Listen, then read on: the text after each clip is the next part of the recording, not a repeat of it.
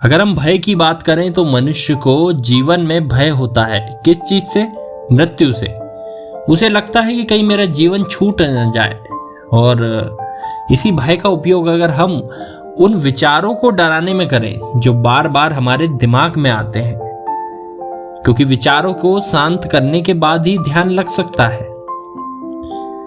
विज्ञान भैरव तंत्र में 89 नंबर का जो धारणा दी गई है उसमें काल भैरव जी बताते हैं कि मनुष्य के भय का उपयोग किया जा सकता है।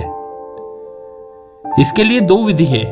पहली विधि है कोई गहरा कुआं या गड्ढा, उसके किनारे पर आप जाइए। थोड़ा सावधानी रखना पड़ेगा इस विधि में। और पहली विधि में कुएं का उपयोग है, दूसरी विधि में पर्वत का उपयोग है। तो पर्वत के ऊपर भी आपको जाना है और किनारे पर खड़े होना है। ध्यान रखिएगा, दोनों स्थितियों में आपको गिरना नहीं है। सबसे पहले आपको आसमान में देखना है, ऊपर उस किनारे पर खड़े होकर, क्योंकि आपको पता है कि नीचे गड्ढा है या खाई है। आपको ऊपर की ओर देखना है। जब आपका सिर हल्का सा चकराने लगे तो फिर आपको नीचे गड्ढे में देखना है। कुएं के किनारे खड़े हो तो कुएं में देखना है, पर्वत के ऊपर खड़े हो तो खाई में देखना है। जब आप ऐसा करते हैं तो एक अज्ञात भय आपके अंदर आता है। आपको पता नहीं होता कि ये भय आ तो रहा है, आपको लगेगा ये गिरने के डर के कारण आ रहा है, लेकिन नहीं, ऐसा नहीं है। यह एक अज्ञात भय होता है और शरीर रोमांचित हो जाता है। महसूस करते हैं लोग, रोमांच महसूस करते हैं ऊंचाई पे या फिर गहरे गड्ढे के पास। ऐसी स्थिति में चित्त जो होता है यानी मन जो होता है वह निर्विकल्प हो जाता है। उसके पास विकल्प नहीं होता। विकल्प लाए भी कहां से? वो तो भयभीत है,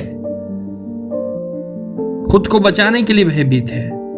और अन्य प्रकार की जो कल्पनाएं जो बार बार आती है, जब आदमी सुख में होता है तो कल्पना बहुत करता है, लेकिन जब भय में होता है तो उसके पास में एक ही बात होती है कि मैं तो खाई पे खड़ा हूं या मैं तो पर्वत पे खड़ा हूं। तो ऐसी स्थिति में अन्य कल्पना जब रुक जाएगी तो एक शांति का अनुभव होगा, एक गहरी शांति। आपको बस थोड़ी देर ये अभ्यास करना है और कुछ सुरक्षित दूरी पर जाकर बैठना है और ध्यान लगाना है। कुछ देर पहले जो आपने रोमांच महसूस किया था उसको महसूस करना है। बस इसी शांति को लेकर चलना है और मनुष्य भैरव स्वरूप हो जाता है। ये इतना आसान नहीं है कि एक बार गए पर्वत पर पिकनिक मनाए। आपको ये बार बार करना होगा जब तक वो भय आना रुक नहीं जाता। पहले तो उसकी मात्रा आपको कम लगेगी, फिर धीरे धीरे बढ़ने लगेगी, भय बढ़ता जाएगा। किनारे पर जाने में हाथ पैर कांपने लगेंगे, कुछ समय बाद वो कांपना बंद हो जाएगा, आप सामान्य हो जाएंगे। बस कुछ निश्चित दूरी पर जाइए, बैठिए, ध्यान करिए। यही विधि है, इसका उपयोग किया जा सकता है। आपको अगर वीडियो पसंद आ रहे हो तो सब्सक्राइब जरूर करें और उन लोगों के साथ में शेयर जरूर करें जिन्हें इसमें रुचि है। आगे हम और भी आपको विधियां बताएंगे। धन्यवाद।